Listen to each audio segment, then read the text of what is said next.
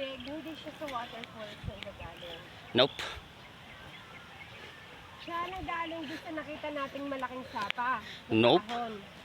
Iba din. Saan siya galing? Galing din sa tubig. Sa tubo? Hindi. Iba yan. Yung ginagawa nila kuya, ito yun. Hingal match. Guys, akit tayo. Subukan natin umakyat doon sa taas. Para makita natin yung view. Kasi sabi nung nakausap namin kanina, pag nandun ka sa taas nakapesto, makikita nyo yan dyan. Yan ang pinaka, ano nila, yung pinaka sa baba na view.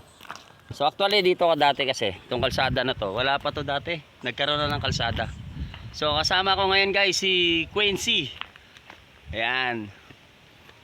Okay. Susubukan namin maakyat. Kahit na sinusumpong siya ng kanyang allergy.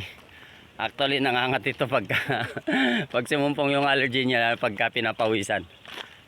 Sa kagustuhan, yan, umakyat to kahit nasa init. So try natin umakyat na sa pinakatuktok, and then titignan natin kung ano magiging view na makuha natin. Okay, let's do this. Yan dati wala pa mga bahayan dati. Actually puro pa kaniyugan yan dati.